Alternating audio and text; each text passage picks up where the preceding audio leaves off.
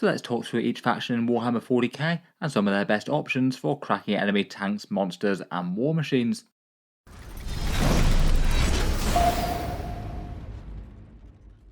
Hello and welcome back to Auspex Tactics, where today we're talking tank busting strategies in 40k 10th and one strong option for each faction in the game to be able to do that with.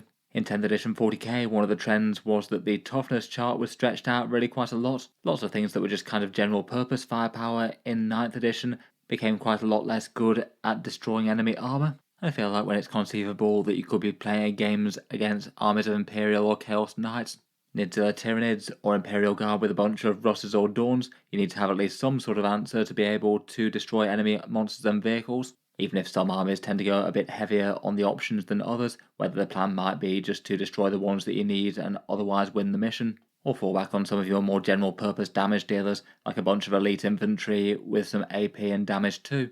For this video though, I thought we'd go through each faction in turn, mainly focus on just one or two units I consider maybe some of the strongest for dealing with enemy tanks and armour in a vacuum, a few of their pros and cons, and some of their other close competitors that might rival them for the spot. Starting out, we'll go through the Imperium and then Chaos and Xenos, and first up for the poster boys we have the Space Marines, where maybe I feel like the perhaps slightly simple and boring answer since the start of 10th edition has been the Gladiator Lancer, but I thought maybe to shake things up a bit is also talk about the Eradicators as well. Still really quite a popular unit for some dedicated tank or monster hunting, and very good at their hyper-specialised role. I feel like a lot of people know what the Gladiator does at this point. 2 attacks with its great big laser destroyer, they land at a big strength 14, AP 4, damage d6 plus 3, but the real thing that makes it very good are its built-in rerolls, rerolling one single hit, wound and damage roll, which a lot of the time will essentially equate to full rerolls unless you get particularly unlucky and you roll low on both dice at the same time. It's not particularly tough compared with enemy tanks, but it doesn't enormously need to be, able to hover in the backfield and doesn't need support from Oath of Moment. A lot of armies like to plug the anti-armor roll at long range with this thing, maybe having 1 or 2 for a little bit of reliability. Otherwise, as mentioned, Eradicators can be a seriously scary option if you can deliver them. They're pretty much the best anti-tank damage on paper if they can get in close. A squad of 3 of them for 95 points would give you 4 shots at strength 9, AP 4 and damage d6, or with melter 2. 2 from a multi-melter and 2 from regular melter rifles, and against tanks and monsters they get 4 rerolls to hit, wound and damage, meaning that even outside of any melter range at maximal 18 inches, you're getting around about 8 wounds on an average toughness 10 3+ save vehicle. Very, very efficient for the points that they cost, never mind if they can actually get within 12, which would put the multi-melter within melter range, or even closer to put the regular ones in. Their shortest range does mean that they need some delivery, either a transport or a detachment specific trick like advance and shoot.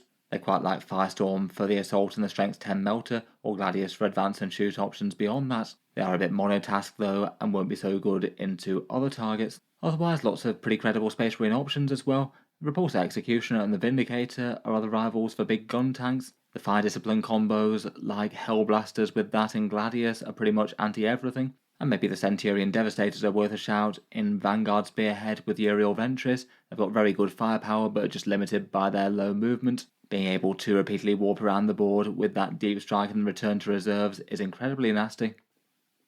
Before we move on, I thought I'd just give a quick shout out to today's sponsor, the Baron of Dice, a high quality dice maker based in the USA. They made some rather fancy custom dice for the channel and also asked if they can sponsor a few videos at the same time. Their whole thing is that they've got an absolutely huge range of dice, many of which could tie in really well with certain themes and tropes found in miniature armies, and I'll put a few dice in the corner of each slide as we go along.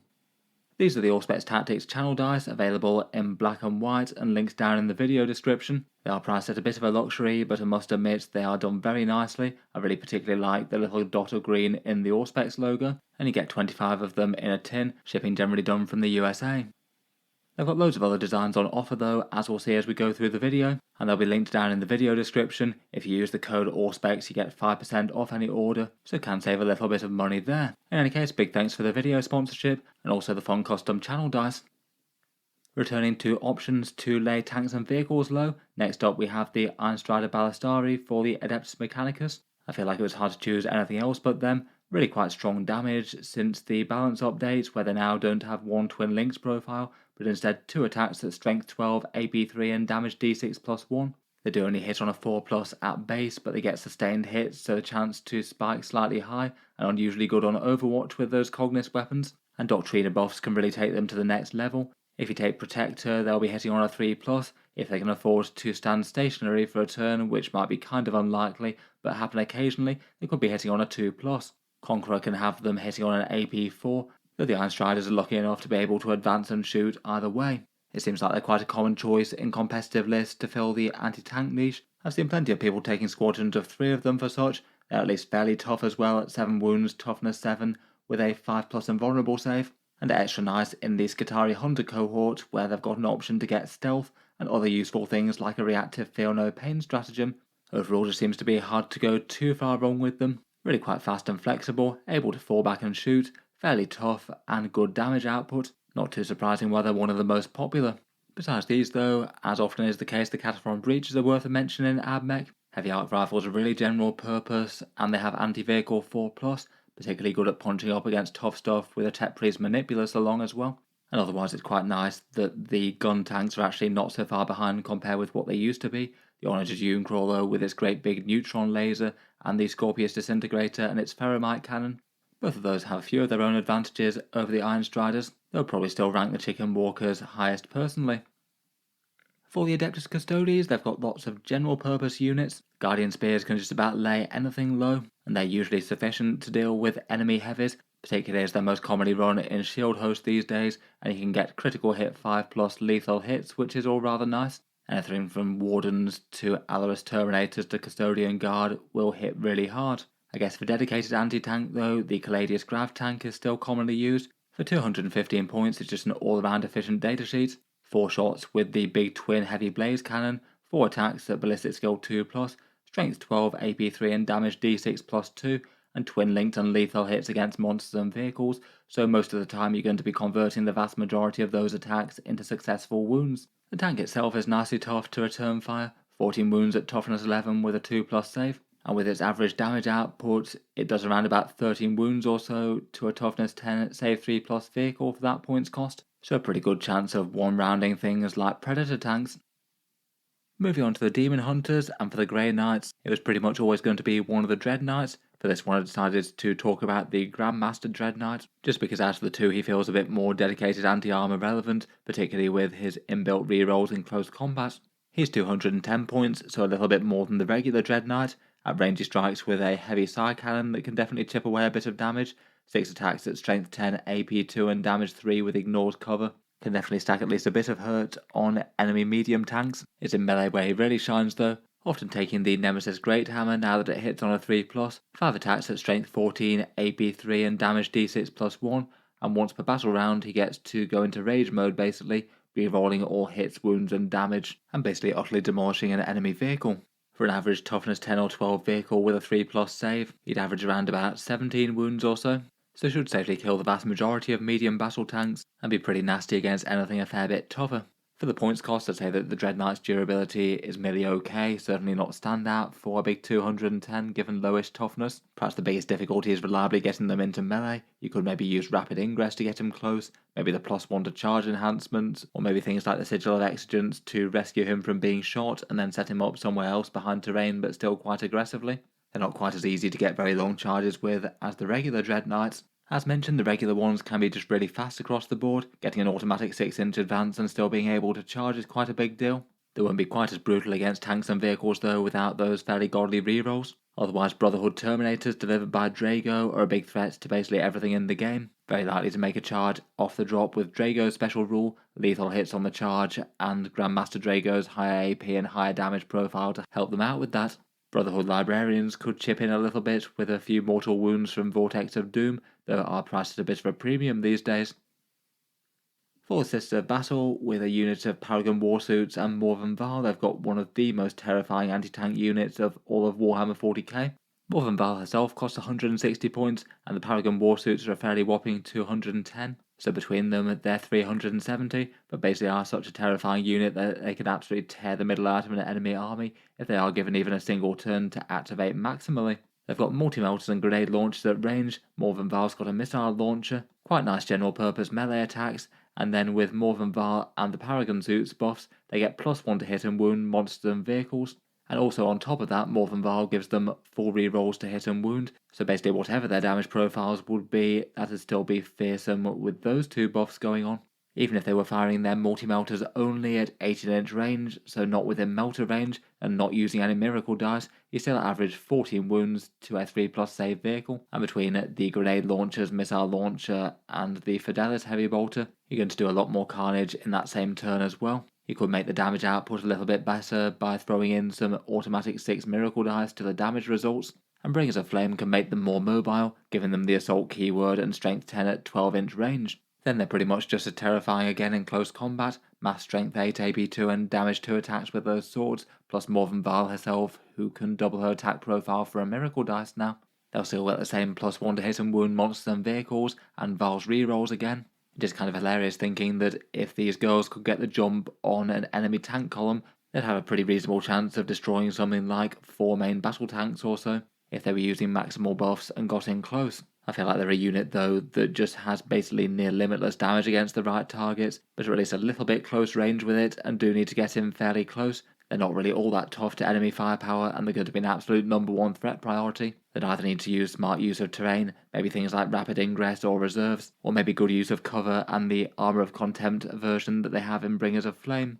Otherwise, Dominions and Immolators can be very scary on the front lines. They can bring Melters right to the front of the enemy army if they go first, potentially comboing with the Triumph of St. Catherine's movement buffs and Bringers of Flame things. Retributors can work okay in Immolators as well, and both can be good use of miracle dice with feeding in some automatic 6s. And otherwise the sisters have got plenty of general purpose threats that kill lots of things. Hand Flamer Seraphim with the devastating wound torrent stratagem, Castigators with their battle cannons and ignores cover, and a whole load of things in Penitent Host close combat. They can make Repentia tear down some massively tough stuff. For the Astra Militarum, quite a lot of their damage dealers just tend to be quite good against tanks and vehicles. Plenty of big powerful shots like scattered las cannons and special weapons and things. If going for a more dedicated anti-tank unit though, I might be tempted to go for the Lehman Russ Demolisher or the Tank Commander equivalent. Technically the regular Demolisher would be a bit more of a threat, seeing as it can get the Born Soldiers and the lethal hits against monsters and vehicles, though a few more people tend to run the Tank Commander for the practical use of the extra order. In any case, its primary gun is really threatening. D6 +3, strength 14, AP3 and damage D6 shots, often hitting on a 3+ with an order from Lord Solar, plus a whole mounted las cannon, and then spawn some multi-melters as if that weren't enough, plus a hunter killer missile. That's all on a pretty tough tank chassis at toughness 11, a 2+ and 13 wounds, can be quite nice with smoke. And as mentioned, you could have the Born Soldiers for the lethal hits, which is very good for the multi-melters in particular, though it often makes more sense to run it as the Tank Commander variant and get the extra vehicle order, maybe using Grand Strategist for even more. Plus the 2+ chance to fire on death can be kind of big in the right situation, a massive amount of damage in the enemy turn if the stars align and it's not slain in melee. Otherwise though, the Guard Army's got loads of heavy guns in it. Rogue or Dawn battle tanks are really quite popular right now, particularly with any of the AP buffs that they can get like Fields of Fire or Lehman Russ Exterminators. Most of the Lehman Russes can be pretty effective against armour, Vanquishers I guess being the dedicated one, and they're really not quite so bad anymore given that they're very cheap. And plenty of other things can be nasty, like Rough Riders with the Melter Tip Lancers on the charge, or maybe Tempestus Scions with a whole bunch of special weapons and their command squad. They can stack a lot of buffs and take down some pretty heavily armoured targets out of the drop. For the Imperial Knights, just about every unit that they've got will be pretty good against tanks and vehicles. Just for sheer carnage and power in competitive play though, it's hard not to give it to Canis Rex. The most auto-include Imperial Knights by quite a long way in optimised lists. A standard Questoris stat line, a Las Impulsor profile that's got quite a nice general purpose anti-tank gun that you can swap out for a bit more of a dispersed profile if it makes more sense, and that hits on 2+ with a sustained hits 5+, and of course your single nightly reroll for lay low the Tyrants, which means that you'll be getting a whole load of wounds converted most of the time unless you roll really low on the shots. Freedom's hand in melee isn't quite as flexible as a Knight Gallant, though a lot of the time it will hit harder due to those sustained hits. His -1 command points to stratagem thing means that you can do that on non-battle tactics now, so you could use it to tank shock if you wanted to, or just reroll yet another attack if you'd already used your reroll. And the data slate allowed him to smash through big terrain pieces, so far harder to screen and stop from reaching where he needs to.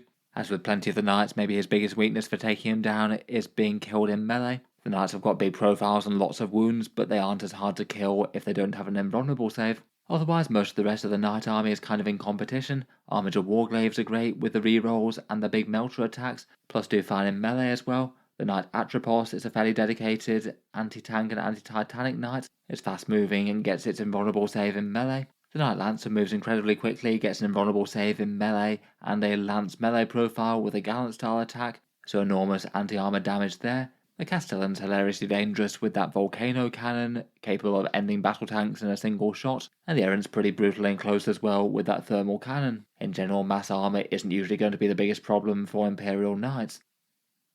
Speaking of Knights, they're also likely to be the best anti-tank choice for the new army on the block in Imperial Agents. I feel like in the run-up to the launch of the Inquisitorial style faction, it was kind of obvious that they were lacking for big guns and things to take down the heaviest enemies around. It does seem that allied knights and things might be the easiest way to go for that, maybe either Canis Rex himself or a trio of Warglaives, as nothing really has similar sort of profiles that can wound say toughness 10 on a 3+. For within their codex, it's probably left to either the Grey Knight Terminators or the Deathwatch kill teams. The sisters I just don't think really cut it, given that they lack miracle dice in this. In the Imperialis fleet detachment, a Grey Knight Terminator squad could pick up lance and sustained hits 1-for-1 command points, which could be enough to push those force weapons into taking down some battle tanks. The Deathwatch kill teams could be hitting with heavy thunderhammers in melee as well, maybe with the same stratagem too. But I feel like if they're the best, they're kind of trying to punch up into tanks and vehicles, and otherwise the rest of the army, when not supported by knights, is going to massively struggle with tough stuff.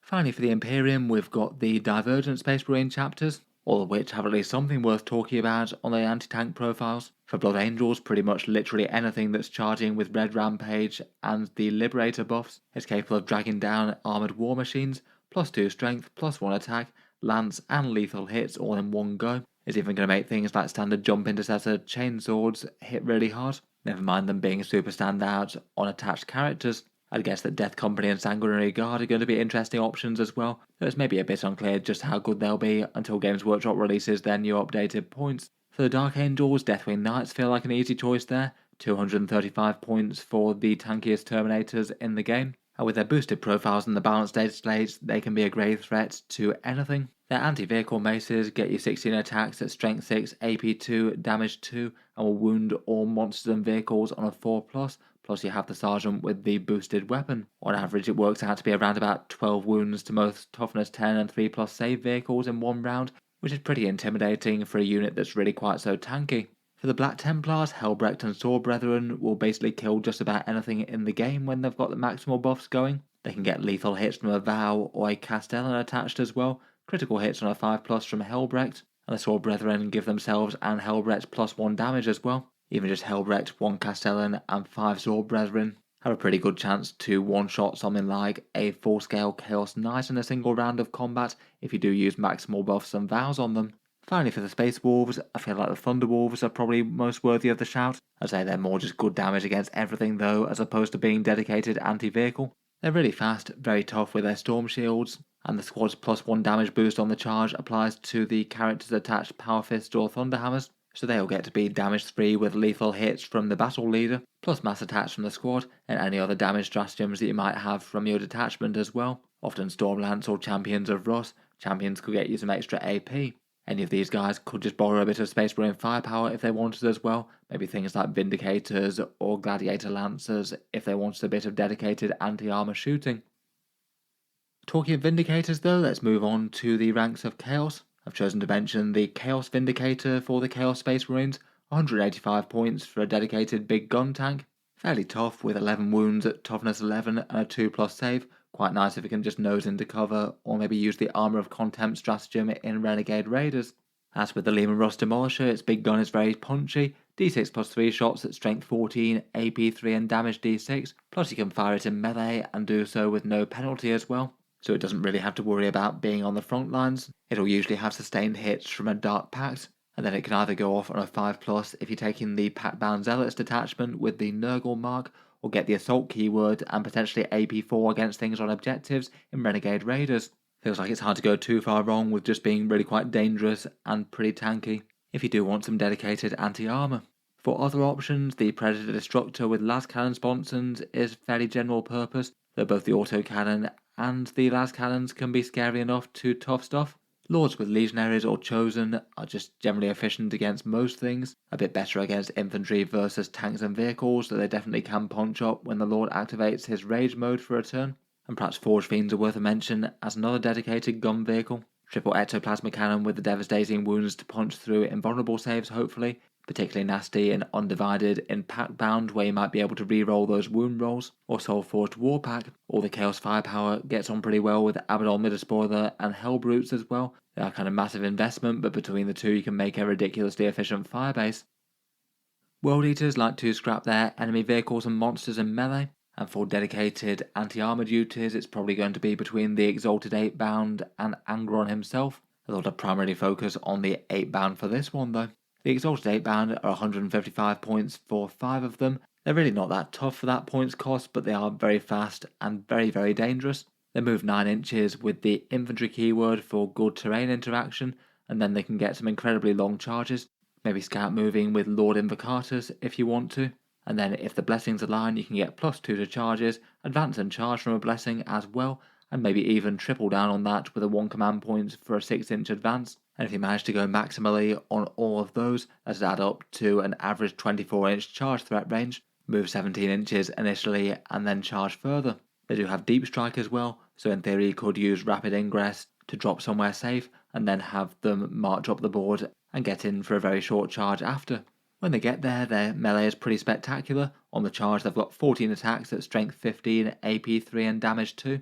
6 of those being twin linked, and they can pick up some further damage boosts from other data sheets and the blessings as well if they happen not to need them for movement. On average though, even an unbuffed squad should have pretty good odds to one round something like a standard battle tank, like say a Predator tank. On top of that, they also have a chance to stop enemies falling back as well, which could be pretty disruptive and could be enormous if it stops them from getting shot. Admittedly, when they're exposed though, they're likely to get absolutely focused by the enemy as the absolute top priority, just being massively dangerous and not crazily hard to take down for their points cost. Otherwise, beyond them, Angron himself will pretty much break any tanks and vehicles that he'll get his axes on. Berserkers and regular 8-bound will still do lots of work and just smash the enemy with a whole bunch of attacks, potentially getting either lethal hits or +1 to wound from a blessing or a stratagem. Have some slightly bigger, more dedicated melee threats, things like Morphines or Wardog Carnivores can be another armoured option for taking down tanks and vehicles.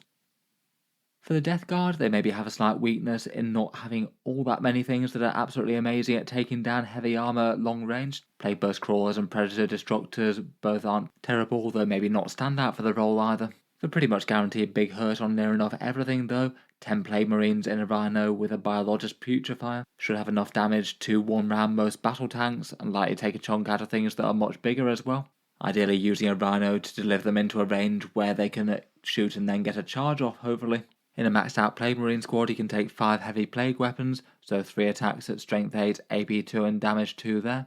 They'll all often be AP -3 with contagions and reduce enemy toughness down a little bit if it matters. The rest of the squad taking some sort of mix of special weapons, perhaps a plasma gun on the champion and maybe some bubotic weapons for melee. Then the Biologist Putrefy can drop off 3 mortal wounds or so via a grenade before they charge in, but also just gives lethal hits to range and melee on a 5+, making the squad just massively effective against anything that they'd be wounding on a 5 or worse. Ideally, if possible, they'd like to be fighting on an objective marker in the midfield. That way they could use the sustained hit stratagem for the sustained hits on the 5s and the 6s as well to add yet more damage. And if the stars align and they get to do so on an effective objective marker, they might even get sustained hits too. Basically, between their shooting and their melee, with those buffs going off, they should be fairly easily one-rounding most tanks. Just with a sustained hit stratagem and only looking at the heavy plague weapons, they do around about 12 wounds to a toughness 10 3+ save vehicle on average. Never mind any of the special weapons when shooting, the mortal wounds from the grenade, or anything that bubotic weapons might do in melee. Otherwise, for the Death Guard, they can often chip off a fair bit of damage just from random lethal hits and a whole bunch of plague weapons army-wide. For more dedicated anti-armor things though, Predator tanks at least have some las cannons. Allied war dogs such as the Carnivores or Brigands are fairly common picks. Again, they can be a faster moving choice that can at least really threaten enemy armor in a big way. And Death Shroud Terminators might be a little bit more effective against medium infantry and things, though lethal hits keep them pretty good against basically everything, particularly with contagion debuffs. Perhaps with Typhus to lead, throwing around some mortal wounds and having an extra dangerous Man Reaper, that wouldn't hurt on top of that. For the Thousand Sons, it's hard to talk about anyone other than Magnus the Red. He pretty much tends to be the absolute heart and the central damage dealer of a Thousand Sons army. Rubrics and Warp Flamers being able to handle just about everything else besides the very toughest of targets. He moves fast at 14 inches. It's fairly hard to take down, though kind of needs to be at 440 points. If he gets slain too easily, it could be very bad. But for his damage, he just gets kind of spectacular output. The Gaze of Magnus for 3d3 shots at strength 9, AP 2 and damage 3, or with devastating wounds. That doesn't sound like the most scary profile in the world, but he gets +1 to hit and wound with it, and he has a 1 command point stratagem to allow you to get 4 rerolls to hit and to wound with that. And then we'll get some sort of further buff from the detachment rule, likely sustained or lethal hits if you've already got the devastating wounds. Between all that and the backup Tzeentch's Firestorm for a whole bunch of strength 5, AP 1 and damage 2 shots, his odds on to kill most standard battle tanks with his ranged attacks, never mind if he also gets to double down by charging into melee. 7 attacks at strength 16, AP 3 and damage 3, again with +1 to hit and wounds. He can move spectacularly fast with all that as well, and make great use of Kabbalistic rituals like the extra AP one, or the double move one to be getting some line of sight with his magical firepower. Otherwise, Infernal Masters and Rubrics with Warp Flamers with 4 rerolls against things on objectives tend to burn down most things, even more so if they use the big investment Kabbalistic ritual for an extra AP2 at range. The Mutalith Vortex Beast is just all round fairly solid, but can spit out a big damage d6 +6 shot. So again, when it rolls well, it could just one round a battle tank if you don't fail to hit, wound, or the opponent pass a save. And Ahriman can make Rubric Marines a lot more dangerous against tough stuff as well with a +1 to wound. Again, that works really well with their rerolls against things on objectives. As with the Death Guard as well, you could use some allied War Dogs if you want something dedicated. And they still do have things like Predator tanks as well. And Thousand Sons Forge Fiends are fairly cheap and effective. For the Chaos Knights, we've already mentioned them a few times already. Perhaps for one of the easiest and most obvious anti-tank weapons, I'd go for the melee Wardog Carnivore at 140 points. Realistically, it was always going to be either the Carnivore or the Brigand, given that they tend to make up the vast majority of competitive lists now. The Carnivores are really brutal and easy to use. They move very fast at 14 inches. They reroll charges, and for 1 command point you can have 2 of them ghosting through ruins, and that can make a big difference to what they can charge. When they hit home, they do so with 6 attacks, hitting at strength 12, AP 3 and damage d6 +2. And with average rolling, that'll be around about 15 wounds to a toughness 10, 3+ save vehicle. That still has quite a nice damage 1 sweep profile if you're fighting hordes. On top of that, they've got good objective control and okay durability for a War Dog profile for 140 points, particularly if using Diabolic Bulwark. As with the Imperial Knights, just about anything in the Chaos Knight army will be at least some threats to enemy armour. For the War Dogs, all the Melter Spear ones are scary enough, Brigands hitting on a 2+, and Stalkers and Huntsmen with their own special rules. After the big knights, they're a bit more rarely seen on the tournament scene, but the Knight Lancer is pretty scary, the Atropos is dedicated anti-tank, the Desecrator's got that scary laser destroyer, and is at least fairly cheap, and the Knight Rampager's all very nice now, it can just smash straight through walls and things. Lots of carnage, even if it does lack the invulnerable save that the Lancer has. Finally, for the Chaos, we've got the Demons, and likely the 2 that I was most tempted to mention here were Shalaxi Hellbane versus the standard Bloodthirster. In the end, I've gone for Shalaxi Hellbane though, just literally for the enormous amount of carnage. A pretty good chance to kill any one single monster or vehicle in a single round of combat, even if it does come with the enormous price tag of 450 points. Compared with most of the other greater demons, they're surprisingly tanky with 20 wounds with a 4+ invulnerable and a 5+ feel no pain. It's often worth pairing with Be'lakor for the shielding from long-range firepower turn 1, and then after that it can be a bit of a scramble to deal with those kind of profiles. You get to reroll hits, wounds and damage against characters, monsters and vehicles with 6 attacks at strength 14, AP 3 and damage d6 +2, plus a whole bunch of damage 3 claw attacks on top of that. If you charge into, say, an Imperial or Chaos Knight, you average 30 wounds against a toughness 12, 3+ save vehicle, though invulnerable saves might decrease that a fair bit, but either way it's pretty monstrous, and Shalaxi is very fast with a 14-inch move and the ability to advance and charge for 1 command point all the time, due to the fact that all the greater demons have Shadow of Chaos now. You're definitely paying an enormous premium, but the damage output is kind of spectacular. Otherwise, I feel like could have also talked about the Bloodthirster just for the enormous damage that they can do with the Great Axe of Khorne, particularly with the Argath relic. Scarbrand's pretty similar for sheer amount of Khornate rage meted out, and then otherwise Bloodletters or Blood Crushers with the Rendmaster buff could be enough to take down some tough targets, though it still probably rates the Greater Demons as the top dogs there. Moving on to the Xenos, and first up we have the Aeldari. For them I decided just to go for the standard Warwalker, fairly simple and effective use of Battle Host rerolls, 110 points with 2 Bright Lances, a Strength 12, AP 3 and Damage D6 plus 2. With the Battle Host rerolls you usually average something like 6 wounds or so to a Toughness 10 and 3 plus save vehicle. Fairly nice and reliable for the points at long range. Their speed is fairly nice with a 10-inch move, and the scout move means that they should be able to get better first turn positioning, so either hiding if it's the enemy turn 1, or moving into a position where they can hopefully draw a bead on something if you get it. Its toughness is good against some things but less so against others. Dedicated anti-tank fire might not actually be all that great against it, with a 4+ invulnerable save and a -1 to wound at range, but special weapons will still do a lot of damage, and particularly low AP stuff. Eldar have got lots of good competitors for anti-tank duties though. Support weapons with D cannons, maybe with a Farseer to feed in some automatic 6 devastating wounds. They can be pretty terrifying to the midfield. Fire prisms are still very scary. The Avatar of Cain is a brutal melee monster.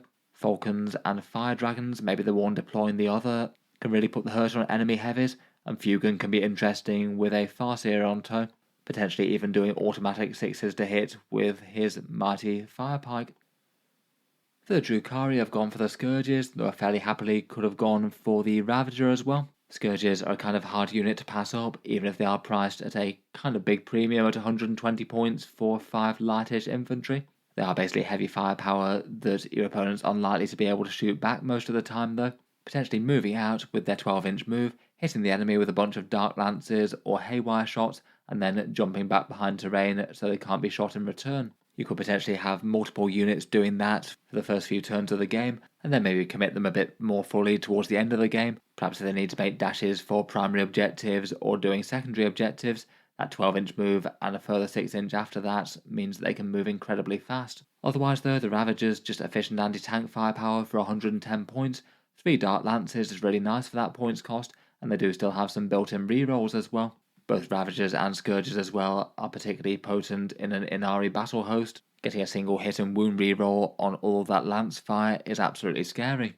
Otherwise, for taking down armor, perhaps the combo of Archons and Incubi with the move drop charge stratagem and then getting lance, they'll be able to blend tanks, but basically do that to most things as well. For the Tyranids, anti-tank used to be a real weak point of the army. I'm still not sure it's an outright strength, but it does seem that Games Workshop really tries to improve them on that sort of line of things in multiple different ways in the last balance update.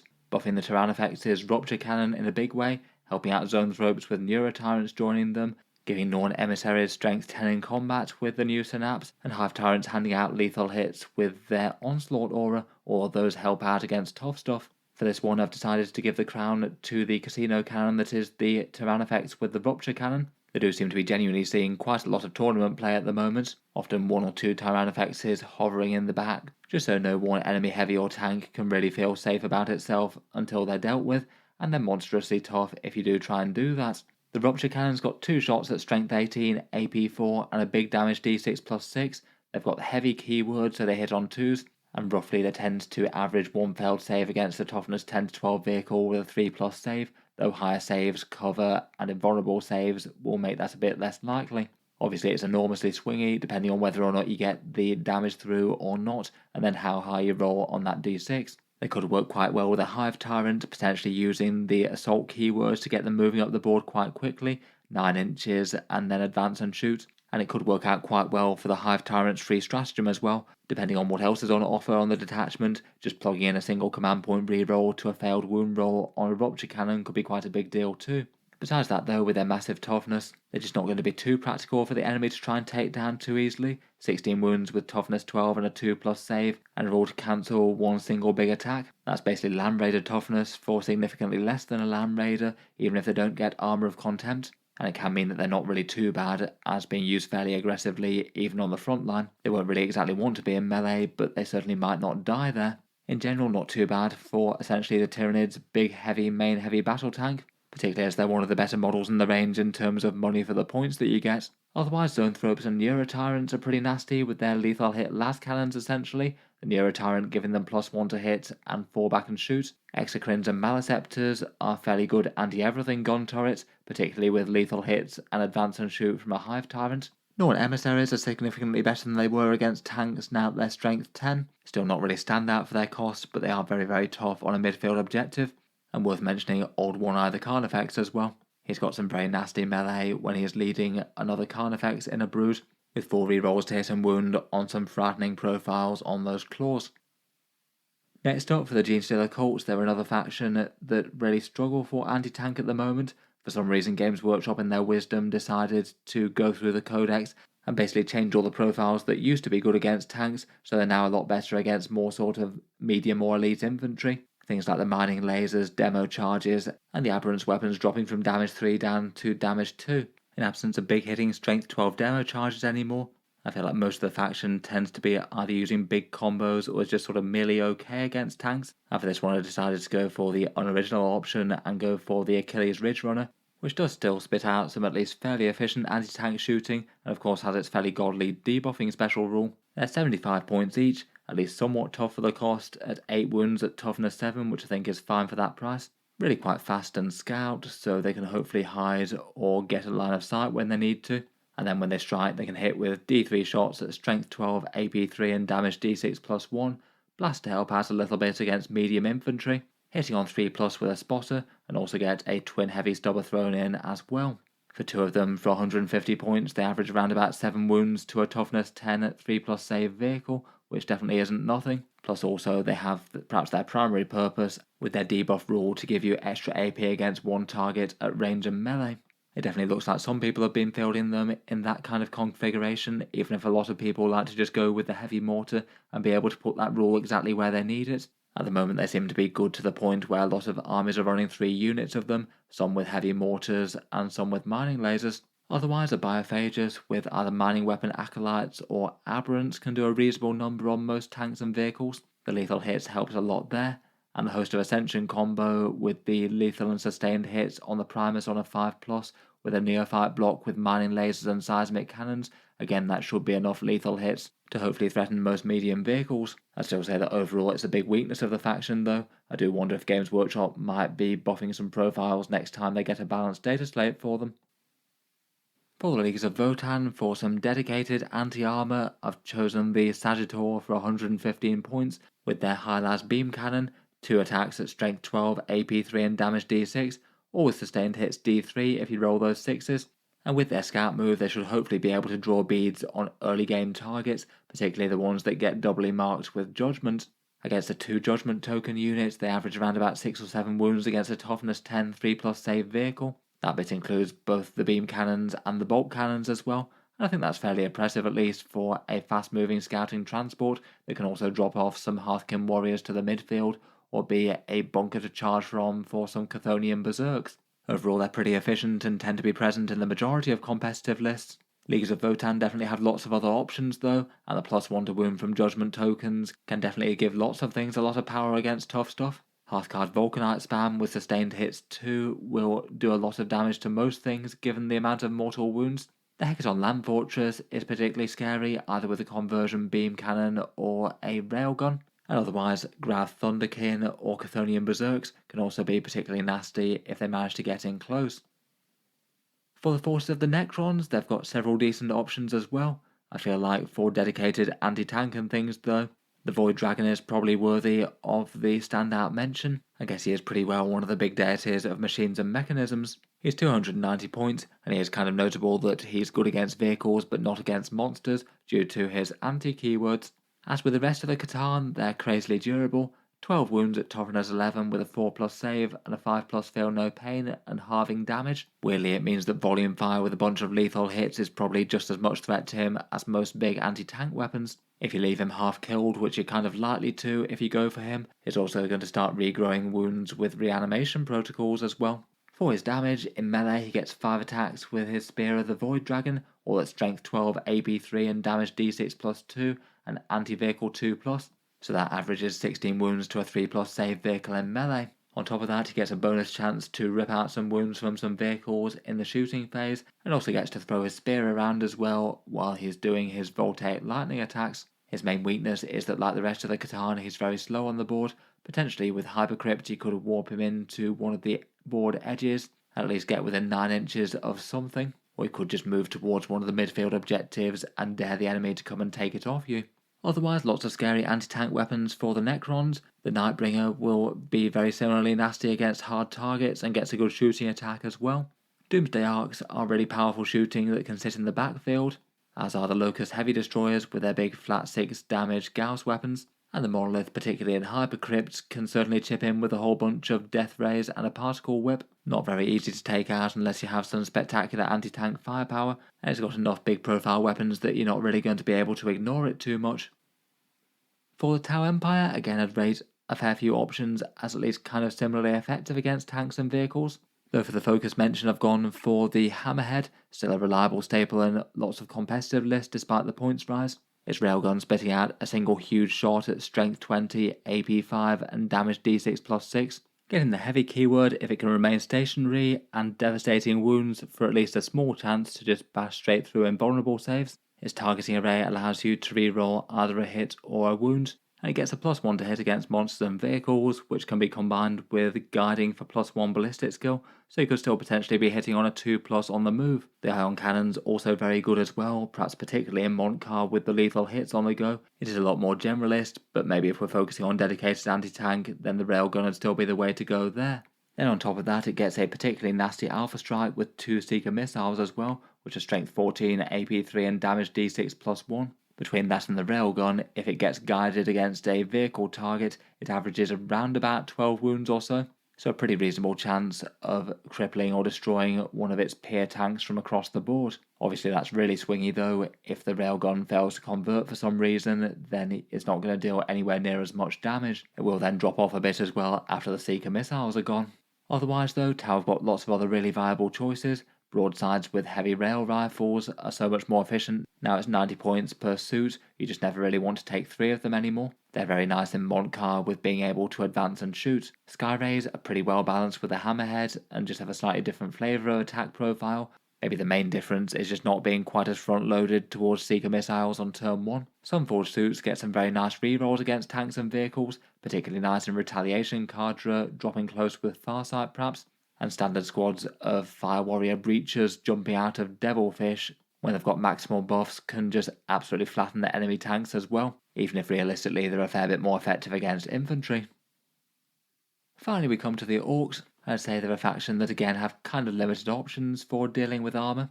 Quite a lot of their units doing a bit better with lots of volume attacks. Since the update that really hit their Mega Knobs hard, it seems that quite a few lists are turning to Ghazghkull Thraka for that, often accompanied with just literally 2 Mega Knobs, maybe being more there to unlock Ghazghkull's big +1 to hit and wound buffs in close combat as much for anything they're doing themselves. Between all that you've got a unit that's just over 300 points and can certainly absolutely demolish a lot of heavies. Ghazghkull's base profile with Gork's Claw are 6 attacks at strength 14, AP -3 and damage 4, +1 to hit and wound when leading a unit, and he does have quite a nice sweep mode now with strength 8 and damage 2 if he happens to be taking out things that are Space Marine toughness or worse. Then he can get all sorts of further buffs, the War for a +1 attack and +1 strength, and also advance and charge. Warhorde for sustained hits 1 on all melee attacks, which gets even better with his built-in critical hits rule of a 5+ when using the War. And then Makari gives an aura of lethal hits to things nearby when the War's active, and again that works with his critical hits thing, so that means in Warhorde every 5 or 6 that he gets will both be a lethal hit and a sustained hit as well. Just for him personally, when he's on the charge in the War with Mega Knobs, he'd be averaging 7 wounds on most toughness 12 vehicles, so if they have a 3+ save and no invulnerable, you'd be doing around about 24 wounds with Ghazghkull's Gork's Claw alone, never mind anything else that the Mega Knobs do. That will drop off quite a lot admittedly if he's not charging in the War, as it really does take him to the next level. Otherwise, for greenskin anti-tank competitors, knobs with power claws and a war boss are tried and tested. Just a shame that the regular war boss doesn't get his big damage boost if he starts the turn in a transport. That did feel like a slightly dumb ruling to me. The standard beast boss on foot can be really quite nice, getting his devastating wounds and anti-keywords on the charge can certainly take a big chunk out of most monsters and vehicles. Squighog boys have a bunch of anti-vehicle things, though kind of low AP, but could chip in, as could kill rigs with their Whir Tower, and can do some interesting anti-vehicle overwatch which not that many factions have. I do feel like outside of a few key units though, Orks anti-armor is a little bit thin on the ground perhaps. That just about brings us to the end of it though. At least one idea for a good anti-tank unit for each 40k faction, and a few other close competitors. Let me know your thoughts as to the units in the video description below.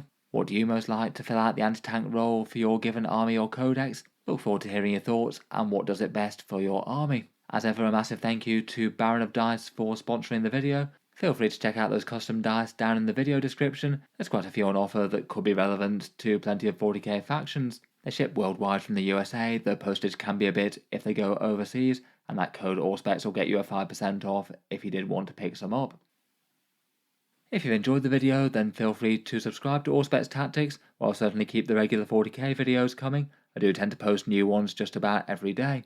Finally, if you have been enjoying all the videos, I would just like to mention that Auspex Tactics does have a Patreon page as well, and you can find that linked in the video description if you'd like to help support and keep all the videos coming. Channel patrons do get a fair few advantages, seeing certain videos early, regular votes to see what sort of things come next on the channel, and automatic entry into the regular prize giveaways with a chance to win some big model kits each month. If any of that sounds good to you or you'd just like to help support, the link is down in the video description. In any case, a massive thank you for listening, and I'll hope to see you guys next time.